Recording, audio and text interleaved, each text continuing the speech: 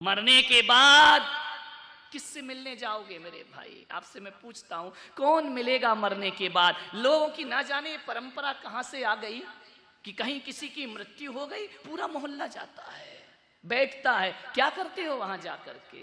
कोरे उपदेश करके आ जाते हो, मत रो, ये तो चलता ही है, ये तो दुनिया है, ये तो संसार है। आज बड़े ज्ञानी हो के समझा रहे, कल घर में लाश उठेगी, वो आएगा तुमको समझाने के लिए। वाह रे दुनिया के तमाशे, रीति रिवाज। अरे मरने के बाद किसी के घर जाते हो, मैं आपसे कहता हूं कि मरने के बाद मिलने जाओगे तो वो मिलेगा ही नहीं। अरे जब तक मिल रहा है तब तक जाके मिले आओ, तुम्हारी जिंदगी सार्थक हो जाएगी, सफल हो जाएगी। मरने पे जाते हो, जीते जी नहीं जाते हो। अटल जी गए, पूरा देश जब तक जीते रहे किसी ने पलट के नहीं देखा। विचार करिए, राजनीति तो देखो, सारे लोग जा रहे, फूल ले लेके जा रहे हैं। जब चले गए तो फूल चढ़ा रहे हो, गुलदस्ते भेंट हो रहे हैं, विदेशों के नेता आ रहे हैं। वाह रे जमाना, जीते जी किसी ने दवाई को नहीं पूछा उनको। ध्यान रखिए, वाह रे दुनिया के रीति रिवाज, कैसी जिंदगी है ये। जीते जी पूछ लेते तब कहां गए थे लोग? अब तो पूरा नाटक ड्रामा चल रहा है। ध्यान रखिए, मानने वाले मरने के बाद पूछने जाते हो, जीते जी कोई नहीं पूछता है। मरने के बाद उससे माफी मांगते हो। अरे पागल, जब लड़ा था, झगड़ा था, जी रहा था, तभी माफी मांग लेता तो वो भी शांति से जाता और तू भी शांति से अपनी जिंदगी जीता। मरने के बाद क्षमा करना, भगवान इसकी आत्मा को शांति देना। मरने के बाद, जीते जी तो तूने ही अशांति दी थी उनको। ध्यान रखिए, जीते जी शांति दे दो। मरने के बाद दो शब्द बोलोगे श्रद्धांजलि में, जब बेचारा सुनने ही लायक नहीं बचा है। ये फूल जैसे झर रहे हैं, मरने के बाद जीते जी झरा देते तो आदमी कितने सुकून से इस दुनिया से विदा होता। मेरे भाई, सोचना है आपको। मरने के बाद आदमी सोचता है, काश हम भी उसके साथ रहते, उसके साथ वक्त बिताते, कितना अच्छा आदमी था वो। जब सामने था तो मुंह घुमा के चले जाते थे। समझ नहीं आती दुनिया की रस्में, रीति रिवाज, कुछ पल्ले नहीं पड़ता है मेरे तो। अरे इंतजार मत करो किसी के मरने का, जीते जी पूछो। जीते जी बाप के लिए एक शर्ट नहीं लाते हो, एक पैंट का कपड़ा नहीं लाते हो, मरने के बाद कफन लेने जाते हो नया बिल्कुल कोरा। अरे जीते जी ले आता दो कपड़े तो बेचारा शांति से तो रहता। अरे मरने के बाद श्राद्ध और तर्पण करते हो, जीते जी उसकी थाली में दो रोटियां प्यार से रखते ना, इन तर्पण की कोई आवश्यकता नहीं पड़ती। मरने के बाद फूल चढ़ाने वालों, उसकी फोटो पे माला डलती है, जीते जी तो सूल चुभाते रहे।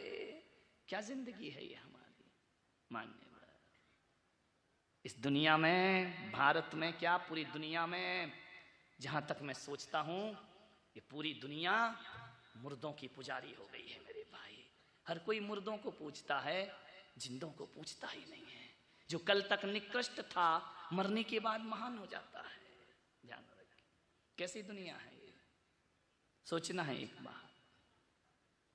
एक सेठ दुकान पे बैठा था, सामान तौल रहा था, किराने की दुकान थी। जैसे ही सेठ ने तराजू पे सामान रखा, उसके तो होश उड़ गए। उसकी दुकान पे यमराज आ गए। उसने कहा, अरे दादाजी, अंकल जी, तुम यहां कैसे आ गए? बोले बस बेटा आ गए तो आ गए। बोले हाथ जोड़ रहा हूं, पैर पड़ रहा हूं, थोड़ा सा और टाइम दे दीजिए। अरे यमराज ने कहा, घबरा मत, मैं कोई तुझे लेने थोड़ी आ। अरे बोले लेने नहीं आए? बोले नहीं, आइए बैठिए, स्वागत है। क्या लेंगे, ठंडा लेंगे, गरम लेंगे? ध्यान रखना, जब आप अपनी दुकान की उधारी लेने जाते हो, ध्यान रखना, उधार पे तो व्यापार चलता है ना जितेंद्र सर, है ना? जब लेने जाते हो किसी कस्टमर के यहाँ कि मेरी उधारी का पैसा दे दे, यदि वो चाय पिलाए, दूध पिलाए, ठंडा मीठा गरम पूछे, तो समझ लेना कि आज यही हाथ लगेगा, रुपया तो मिलने वाले है नहीं। बाकी जिसको देना है वो झटपट देता और आगे बढ़ाता है। जैसे ही उस सेठ ने सुना कि यमराज लेने नहीं आए, आइए स्वागत है, आइए बैठिए। यमराज ने कहा, देख मैं तुझे लेने नहीं आया हूं, तो फिर क्यों आए मेरी दुकान पे अचानक आधम के तुम? मेरे 4 कस्टमर भाग गए तुमको देख करके, कष्ट से ही मर गए वो तो आधे। तो बोले आए क्यों तुम अचानक? अभी तो मेरी बोहनी बट्टा भी नहीं हुआ, अब भी दुकान खोली है मैंने। यमराज ने कहा तू घबरा मत यार, मैं आ गया। बोले क्यों आ गया? बोले देख भाई, इस दुनिया में मेरा कोई मित्र नहीं, यमराज से दोस्ती कौन करेगा? कोई दोस्त नहीं है, मैं अलग थलग पड़ गया हूं, अकेला जीवन जीता हूं, कोई मेरे से हाथ मिलाने को तैयार नहीं है, कोई मेरे पास बैठने को तैयार नहीं है। यार मेरा भी मन करता है कि मेरे भी कोई दोस्त हो, फ्रेंड सर्किल हो, हम भी फेसबुक चलाएं, हमारा भी तो मन करता है हम भी व्हाट्सएप पे आ जाएं। कौन बोला इंस्टाग्राम पे आ जाओ? ध्यान रखिए। बोले हमारी भी इच्छा होती है, हम अकेले कब तक जिएंगे इस धरती पर? तो सेठ ने कहा मामला क्या है? बोले मैं तुझे लेने नहीं आया हूं, मैं तुझसे दोस्ती करने आया हूं। दोस्ती करने? अब सेठ भी बड़ा होशियार था, बोले दोस्ती करे और घाटा लगा। बोले क्या मतलब? बोले देखो यमराज भाई, दोस्ती तो बोले तू करेगा या नहीं? अब सेठ कह भी नहीं सकता कि नहीं करूं, नहीं बोला और गला पकड़ा कि चल। अब मौत की दोस्ती, जी का जंजाल। हाँ बोले तो मरे, ना बोले तो मरे। उसने कहा ये तो बड़ा गड़बड़ हो गया। यमराज कह रहे दोस्ती, हाथ मिला। अरे बोले हाथ नहीं, दूर से हाथ मात नहीं मिलाऊंगा। हाथ पकड़ा और ले गए तो? अरे बोले तू चिंता मत कर यार, मैं तुझे नहीं ले जाऊंगा, पक्का नहीं ले जाऊंगा। तो बोले कि सेठ फिर एक काम करो, दोस्ती पक्की समझें। हम ना भी बोलते नहीं बन रहा। उसने बड़ी दबी आवाज में कहा आरजू खुदा से करो, बंदे से नहीं। ध्यान रखना। सेठ ने कहा यमराज भाई दोस्ती तो कर लूंगा, फायदा क्या होगा? आजकल दोस्ती भी फायदे पे होती मेरे भाई, नुकसान फायदा देखा जाता है दोस्तियों में। माँ बाप के पास दौलत है तो बच्चा बुढ़ापे में पूछता है, और दौलत ना हो तो बच्चे भी इज्जत करने को तैयार नहीं रहा करते हैं। ध्यान रखिए। उसने कहा मुझे फायदा क्या होगा? तो यमराज ने कहा फायदा क्या यार, दोस्ती तो निस्वार्थ होती है। एक माँ बेटे को इसलिए चाहती है, बेटी को इसलिए नहीं चाहती है कि एक बेटी होगी तो वो पराया धन है, और जिस दिन जवान होकर के उसका विवाह करेंगे उस दिन मोटा दहेज हमें उसकी शादी में देना पड़ेगा। एक दहेज ऐसा अभिशाप है समाज के भीतर, ऐसा दहेज में आकर के बैठ गया है। ये दहेज का राक्षस ऐसा राक्षस है जो महिलाओं को, बालिकाओं को अपने शिकंजे में कसते चला जा रहा है। और आज यदि सबसे ज्यादा हत्याएं नारी की, बालिकाओं की हो रही है, और आज सबसे ज्यादा यदि गर्भपात हो रहा है, तो उसमें दहेज जैसा भी एक अभिशाप इस समाज के अंदर व्याप्त है। एक गरीब सोचता है मेरे घर लड़की हो गई तो मातम मनाता है वो कि एक कर्ज आ गया मेरे जीवन में, आज मुझे इतना पैसा जोड़ना पड़ेगा तब बेटी के हाथ पीले हो पाएंगे। नहीं मेरे भाई, दहेज एक बहुत बड़ा अभिशाप है। मालूम है नारी बड़ी पूज्य हुआ करती है। जैन धर्म कहता है, जैन दर्शन कहता है कि जब यही नारी सांसारिक प्रपंचों को छोड़ करके, घर गृहस्थी का त्याग करके यदि आरिका और साध्वी का रूप ले लिया करती है, तो यही दोयम दर्जा पाने वाली नारी पुरुषों के द्वारा भी बंधनीय हो जाया करती है, और बड़े बड़े राजा महाराजा भी उसे अपना शीश झुका। नारी अपनी शक्ति को पहचाने, नारी अपने को शोषित ना करे। एक सास बहू को प्रताड़ित करती है, और इसलिए प्रताड़ित करती है कि वह दहेज में रुपया कम लेकर के आई है। लड़की के माँ बाप को उलाहना मिलता है, उन्हें शर्मिंदा होना पड़ता है, बहू को जिंदा जला दिया जाता है। मेरा नागपुर में चतुर्मास हो रहा था, एक बाप ने अपनी बेटी की शादी की। मालूम है बेटी का घर बसाने में बाप का घर बिक जाता है। अपने घर को गिरवी रखता है तब बेटी का घर बसाया करता है। उस बाप ने ऐसे ही किया। अरे झगड़े तो भाई भाई में हो जाते हैं, भाई बहन में हो जाते हैं, माँ बेटे में झगड़े हो जाते हैं, आप दोनों में झगड़े नहीं होते हैं? बोले नहीं, हम लोग कभी नहीं लड़ते हैं। कबीर से पूछा वो मंत्र बताओ कि हम भी अपने घर में ना झगड़े। कबीर ने कहा कि बैठो, आए हो, स्वागत है, बैठो मेरी कुटिया में। कबीर ने अपनी पत्नी को आदेश किया कि अरे भाग्यवान, सुनती है? दोपहर के 12 बज रहे थे। कबीर ने कहा लालटेन जला के ला। पत्नी आई, लालटेन जलाई और रख दी। जिज्ञासु ने कहा पागल है क्या ये, इसीलिए झगड़े नहीं होते? लगता है कबीर तो पागल है ही, ये पत्नी महापागल है। दोपहर को 12 बजे आंगन में, खुले आंगन में, इतनी धूप में लालटेन मंगा रहा है और पत्नी ने लालटेन ला के रख दी। उसने पूछा भी नहीं कि लालटेन का क्या करोगे। लाई और लालटेन रख के पत्नी चुपचाप चली गई। कबीर ने कहा उत्तर मिल गया। अरे उत्तर, पागल लग रहे हो दोनों, पागल। कबीर ने कहा पागल ही समझो। कबीर ने कहा ठहर, अभी उत्तर नहीं मिला तुझे। पत्नी को कहा कि अरे भाग्यवान, 2 गिलास दूध लेकर आ। पत्नी गई, दूध के 2 गिलास लाई, एक कबीर के सामने रखा, एक जिज्ञासु के सामने रखा। कबीर ने दूध का गिलास उठाया, गटागट दूध पी गए और आनंद के साथ पी गए। जिज्ञासु को कहा कि तुम भी पियो। जिज्ञासु ने जैसे ही मुंह में लिया, दूध थूक दिया उसने। बोले ये दूध है क्या? ये पागलों का घर है, पागलों का। कबीर ने कहा उत्तर मिल गया। बोले ये क्या उत्तर है, ये तेरी पत्नी पागल है क्या? बोले क्या? बोले दूध में नमक डाल के लाई है, शक्कर डालना चाहिए, चीनी डालना चाहिए, नमक डाल के लाई है। कबीर ने कहा उत्तर मिल गया। अरे बोले ये कोई उत्तर है क्या? कबीर ने कहा तो सुन, जाते जाते उत्तर सुन के जा। हम दोनों पति पत्नी के बीच में प्रेम है, ध्यान रखना।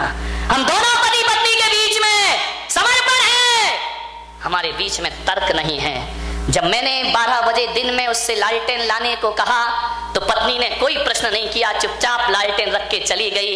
जब पत्नी लालटेन लाने पे प्रश्न नहीं करती है तो धोखे से शक्कर की जगह नमक डल गया तो मैं भी उससे कोई प्रश्न नहीं किया करता हूं। और इतना ही ध्यान रख, यदि जीवन में आनंद को जीना है तो मैं भी बारामती वाले आपसे कह रहा हूं, एक कोटेशन में आपको दे रहा हूं। जहां दिन में 4 बार आपकी नजर पड़ती हो, दुकान में, ऑफिस में, घर में, मकान में, एक लाइन लिख के रखना। जहां दिन में 1000 बार देखते हो, वहां लिख के रखना, जहां समर्पण है वहां स्वर्ग है, और जहां तर्क है वहां नरक है। ध्यान रखिए, जहां समर्पण है वहां स्वर्ग है, और जहां तर्क है वहां समर्पण से बड़ा सुख जीवन में कुछ नहीं हुआ करता है। अंधे से अंधा कहो तुरंत पड़ेगा टूट, धीरे धीरे पूछ लो कैसे गई थी भूत। ध्यान रखिए, अंधे को अंधा कहोगे तो तुरंत झगड़ा हो जाएगा। अंधे को अंधा कहकर बुलाओगे तो वो नाराज हो जाएगा। और धीरे धीरे पूछ लो, हे प्रज्ञा नयन, हे सूरदास जी, बताइए तुम्हारी आंखें कैसे चली गई? तो मैं मित्र बन के तुम्हें सारा राज बता। यदि मेरे ज्ञान गंगा महोत्सव के एक एक सूत्रों को जीवन में उतारने का प्रयास किया तो मैं कहूंगा ये जिंदगी जीने के लायक हो जाएगी। आपको अपनी जिंदगी से प्यार हो जाएगा, आपको अपने जीवन से प्यार हो जाएगा, वरना जीवन में नफरत ही नफरत भरी हुई है। ध्यान रखना, गम इस बात का नहीं है कि आदमी मर जाता है, जो आया है उसकी मौत तो जरूर होगी। गम इस बात का नहीं है कि आदमी मर जाता है, गम तो इस बात का है कि आदमी जिंदा रहकर भी जिंदा नहीं रह पाता है। ध्यान रखना, जिंदा होकर भी मरे मरे की तरह जीते हो। आदमी के किसी को हाथ मिला लेना, आजकल ऐसे हाथ हो गए लड़कों के, मरे मरे से जैसे किसी मुर्दे से हाथ मिला रहे हो। जोश ही नहीं बचा जिंदगी में, थके हुए, हारे हुए, नीरस सा जीवन जी रहे हो, मुरझाए हुए फूल सा जीवन जी रहे हो। मान्यवर, धूल में पैदा हुए हैं, धूल में मिल जाएंगे, लेकिन जितने दिन जिएंगे फूल सा मुस्कुराएंगे। मुस्कुराते हुए जिंदगी, क्या उदास उदास जिंदगी जीते हो। उदासी जिन चेहरों का श्रृंगार करती है, वो मक्खी भी उन पर बैठने से इनकार करती है। जो समय से पहले मर गए उनसे पूछना, उनकी कब्रों में जाकर पूछना, उनकी चिताओं से पूछना कि तुमने जो आत्महत्या कर ली है कैसा लग रहा है। शायद यदि सुनने वाले कान होंगे तो जलती चिता से आवाज आएगी, कब्र के भीतर से आवाज आएगी कि भाई साहब, जो गलती मैंने की है वो जिंदगी में तुम कभी ऐसी गलती कभी मत करना। मैंने बहुत बड़ी गलती कर ली, इतना मनुष्य तन मिला और समय से पहले इस मनुष्य तन को नष्ट करो। जीवन की आखिरी सांस तक ईमानदारी से जियो, जिंदगी की जंग लड़ करके जियो। जिंदगी उसी का नाम हुआ करता है। मरने की बातें मत करिए, ध्यान रखना। एक बात मैं आपसे पूछूं, रात के अंधेरे में दिया बुझा दोगे तो अंधेरा बढ़ेगा या मिटेगा? आपसे पूछना चाहता हूं। अंधेरों में दिया बुझाओगे तो अंधेरा और गहरा हो जाएगा। जिंदगी में निराशा उदासी के अंधेरे छाए हैं और जीवन का दिया बुझा लोगे तो अंधेरे मिटेंगे नहीं मेरे भाई, अंधेरे और लंबे और गहरे होते चले जाएंगे। दिया बुझाना कोई समझदारी का काम नहीं होता है। आदमी आत्महत्या करने को तैयार हो जाया करता है। और एक बात याद रखना, कोई व्यक्ति यदि आत्महत्या करता है, सुसाइड करता है ना, तो फांसी के फंदे पे वो अकेला नहीं झूला करता है। देखने को तो लगता है कि अकेला आदमी मर गया, दुनिया से चला गया।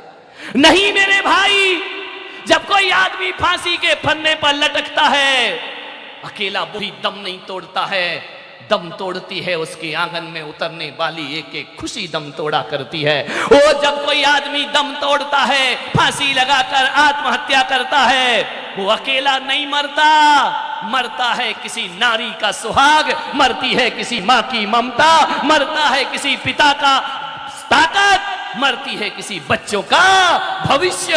एक फांसी पे नहीं झूलता है, बच्चों का भविष्य भी फांसी पे लटक जाता है, माँ की ममता फांसी पर लटक जाती है और किसी अबला का सुहाग फांसी पर लटक। एक की मौत नहीं होती है। और हकीकत बताऊं सूरत वालों, फांसी लगाकर आग लगाकर जो आत्महत्या करते हैं, जो लोग मर जाते हैं, हकीकत में मौत उसकी नहीं होती, मौत तो उनकी होती है जो जीवित रहा करते हैं। ध्यान रखना। कभी दुनिया में हकीकत में देखा जाए तो ज्यादा बातें करने जैसी भी नहीं होती।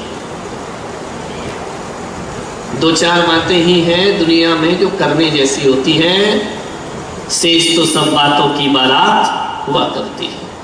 हालांकि बोलने को कहा जाए तो मैं इतना बोलूंगा, इतना बोलूंगा, इतना बोलूंगा, लेकिन उसकी आवश्यकता नहीं है। मैं इतनी कहता हूं, मैं यहां बैठकर समय सार की गाथाएं, गीता के श्लोक, कुरान की आयतें सुना सकता हूं, लेकिन जहां तक मैं सोचता हूं कि बड़ी बड़ी बातों से बहुत बड़ी क्रांतियां नहीं हो पाई, छोटी छोटी बातों ने आदमी के जीवन को बदल के रख दिया है। बातें बहुत छोटी हैं और बातें यदि करने बैठ जाओ तो ज्यों ज्ञानी की ज्यों केले के पात में पात पात में पात, ज्यों केले के पात में पात पात में पात, और त्यों ज्ञानी की बात में और बात बात में बात, बात पे बात निकलती जाती है। सही होगा या नहीं? ये तो दूसरी बातें करूंगा, फिर विचार करना है।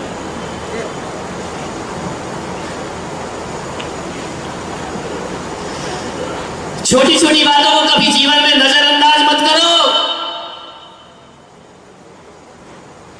बातें छोटी होती हैं लेकिन परिणाम बहुत बड़े हो जाते हैं। यहां इतने लोग बैठे हुए हैं, मैं आपसे पूछना चाहता हूं, बताना मुझे, इतनी लोग यहां बैठे इस पंडाल में, आज तक किसी को हाथी ने काटा?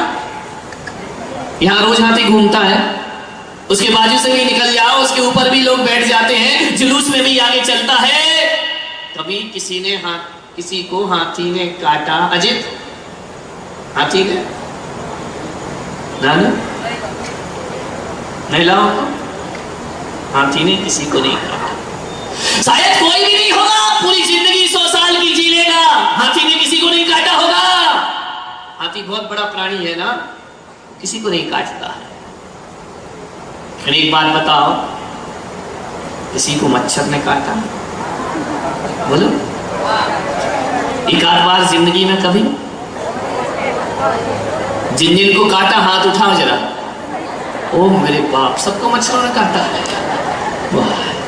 हाथी ने किसी को नहीं काटा और मच्छर ने सबको काटा है। इसलिए मैं कह रहा हूं, मच्छर बहुत छोटा है और हाथी बहुत बड़ा होता है। और कभी कभी जिंदगी में बड़ी बड़ी समस्याएं वो नहीं बनती जो छोटी समस्या बहुत बड़ी बन जा। हाथी किसी को नहीं काटता है, लेकिन एक मच्छर काट दे, और वो भी डेंगू काट दे, मलेरिया काट दे।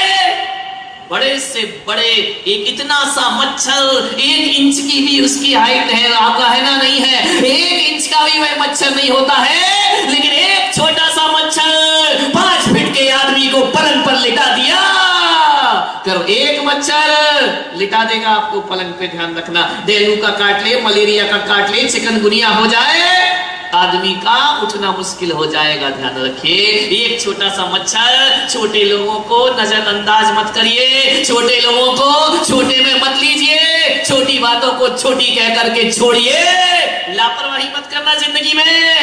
ये मत सोचना अरे वो छोटा सा क्या कर लेगा हमारा, बहुत कुछ कर लेगा। कई लोग तो डेंगू में ऐसे घायल हुए कि दुनिया से चले। हाथी से ज्यादा खतरनाक बोलो मच्छर होता है, संभल के रहो मच्छरों से। मच्छर, हाथी हर गली में नहीं मिलेगा, मच्छर हर गली में, हर मोहल्ले में, हर जगह मच्छर मिलेगा, घरों में मच्छर मिलेगा, ऑफिस में मच्छर मिलेगा, और तो और अब मंदिरों में भी मच्छर है। देखो मच्छर कहां नहीं, हर जगह मच्छर है। मच्छरों से सावधान, काटेंगे ये लोग, डेंगू मलेरिया फैलाएंगे। छोटी छोटी बातें, मेरे प्रवचनों में बातें हाथियों की कम होती है, मच्छरों की ज्यादा होती है, और मैं इस दुनिया को मच्छरों से बचाना चाहता हूं। हाथी से तो बच जाओगे, ध्यान रखना। मान्यवर, बड़ी बड़ी बातें पंडितों से पूछना, बड़ी बड़ी कुरान की गहरी बातें मुल्ला मौलवियों से पूछना, मेरे से नहीं। मुझे तो छोटा आदमी हूं, छोटी बातें मुझे आती हैं, ज्यादा बड़ी नहीं आती है।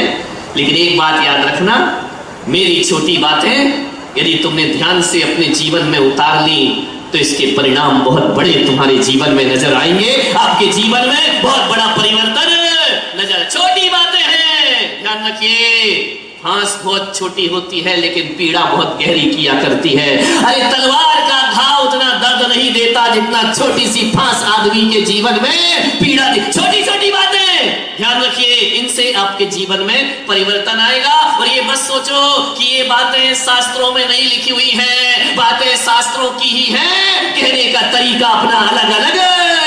यही बात तो शास्त्रों में कहा, लड़ो मत, अहंकार मत करो, गुस्सा मत करो, व्यवहार अच्छा रखो। शास्त्र भी यही बोलते हैं और मैं भी यहाँ पर यही बोलता हूँ। शास्त्रों की बातें जब तुम पढ़ोगे समझोगे। एक आदमी कल मेरे पास आए, बोले महाराज आपने तो आज मेरे ऊपर प्रवचन कर दिया। अरे मैंने कहा मैं तो तुझे जानता भी नहीं, तेरा नाम नहीं मालूम, तेरा परिचय नहीं मुझे, तेरे ऊपर कैसे कर दिया? बोले जब से प्रवचन में आ रहा हूँ जितने भी प्रवचन करते हो ऐसा लगता है मुझे टारगेट बना के। ध्यान रखना, समस्याएं सबकी वही हैं, 2-4 समस्याएं हैं जीवन में। यदि मैं आपको पेन कॉपी दे दूं और कहूं कि बताओ तो अपनी जिंदगी की समस्याएं लिखो, 2-4 ही लिख पाओगे, 10 लिखने में पसीना आ जाएगा।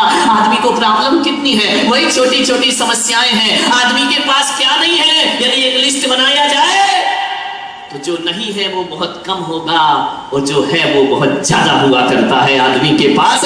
विचार करिए, लेकिन 4 चीजों के लिए जिंदगी बर्बाद कर